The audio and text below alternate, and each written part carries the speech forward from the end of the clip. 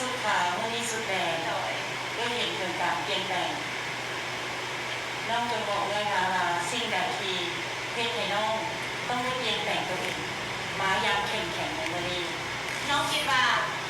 การที่จะไป Miss Universe เรามันโมได้งามแค่หน้าตามันต้องมีองค์ประกอบรวมทุกอย่างฉะนั้นกีจึงบนยุทธพัฒนาตัวเองน้องเป็นคนหนึ่งที่ว่ามีจุดอ่อนในการเดินแบบและพลิกไว้ในการตอบคำถามน้องบนยุทธพัฒนาตัวเองทุกๆมื้อน้องต้องตื่นแต่3 โมงเพื่อจะมาฝึกตัวเองในการย่างเพื่อให้มีบุคลิกภาพและประสิทธิภาพในการย่างที่บ่ให้มีแฟนนางงาม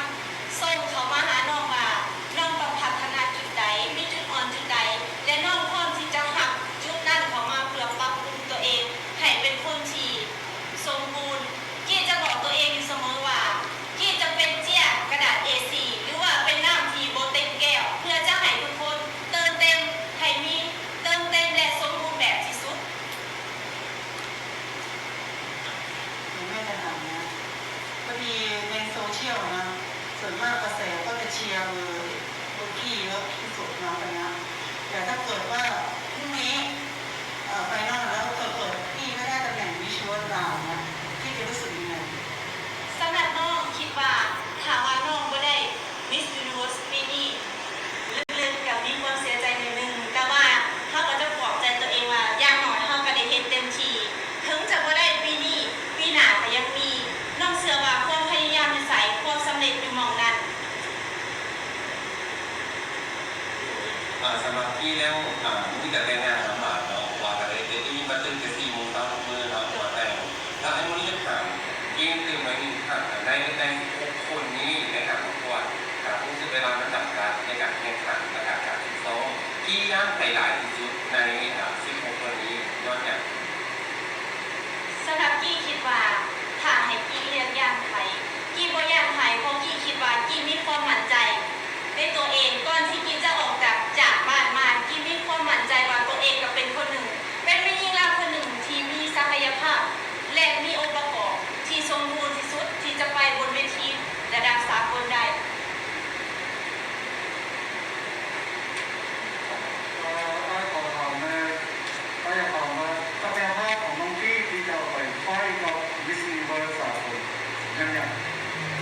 ศักยภาพของน้องที่จะไปไฟในบนเวทีระดับสากลน้องคิดว่าหน้าตาผิวพรรณและสิ่งที่สำคัญก็คือสติและความพยายามที่จะบยุทธพัฒนาตัวเองมันจะส่งผลให้น้องได้ก้าวเข้าไปสู่เวทีระดับสากลและสิ่งที่สำคัญก็คือการเป็นตัวของตัวเองเป็นการดีที่สุดโดยแล้วได้บอกว่าน้องตอบเป็นภาษาอังกฤษตรงนี้ไหมว่าอันนี้เราก็ต้องขอให้น้องพรน้องเป็นคนที่บอกเก่งภาษาอังกฤษแต่ว่าถามว่าน้องได้ไปในบนเวทีระดับสากลน้องคิดว่าภาษาอังกฤษก็เป็นสิ่งที่สำคัญแต่ถ้าน้องได้ไปน้องคิดว่าภาษากายน้องจะสามารถสื่อสารกับชาวต่างชาติได้ถึงว่าภาษากายมันเป็นภาษาที่จะเข้าใจค่อนข้างจะทราบแต่ว่าน้องคิดว่า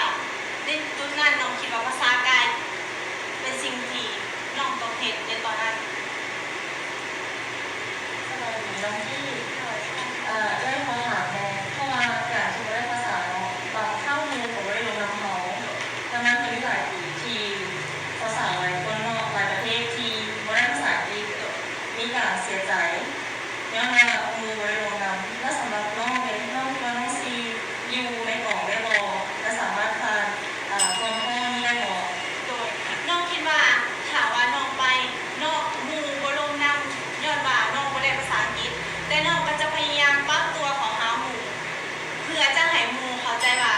น้องอ่อนภาษาอังกฤษแต่ว่าน้องสามารถที่จะเข้าใจสื่อสารภาษากายและแววตาหรือว่าความเป็นมิตรต่อหมู่ผู้ในกองประกวดนั้นโดยน้องกี้ท่านหนึ่งเนาะดีใจเมื่อที่เห็นน้องกี้พัฒนาขึ้นหลังจากมือนั้นคือเราได้เยอะหลังได้เห็นถึงพลังและความเข้มแข็งของน้องเนาะถามอื่นน้องเป็นมาน้องจะได้จับมือบอกน้องคิดว่าอนาคตของมืออื่นน้องคิดว่าน้องเองก็จะอาจจะได้จับมือเพราะว่าน้องก็คิดว่าตัวเองก็สูงมา เฮ็ดทุกอย่างเต็มที่เฮ็ดทุกๆมื้อทุกๆฟองวินาทีให้เต็มที่เพื่อจะให้ตัวเองเข้าไปสู่หอบเลิกที่สุด ถ้าน้องได้จับมือน้องอยากจะจับมือกับหมายเลขใด สำหรับน้องคิดว่าทางให้น้องจับมือน้องเลือกก็ได้เพราะว่าทุกคนมีความตั้งใจมาหลาย มีความพัฒนาตัวเองหลายทุกคนมีความเก่งหมดสำหรับน้องแล้วถ้าน้องได้จับมือกับคนไหนน้องก็ดีใจหมดแหละถามว่าได้จับมือแล้วบุคคลนั้นเพิ่งจะโมให้น้องก็จะเบิ่งว่าพระเจ้ามีความดีพ่อกว่าแล้วก็บ่เป็นหยังเฮามาสู่สุดถึงสู่มาถึงขั้นนี้แล้วถึงมาในมือนั้นจะโมเมนต์ของน้องโอกาสหน้าน้องก็มาใหม่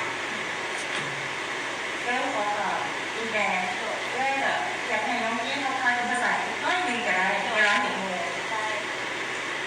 Hello, my name is Manila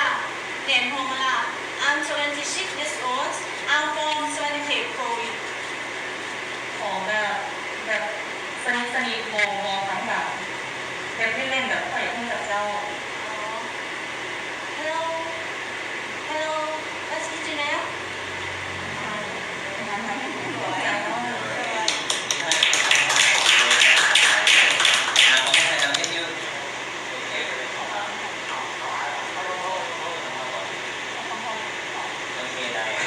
ให้ถามทีแล้วเนาะแต่จริงแฟนนางงามนี่เสียที่หลายเนาะ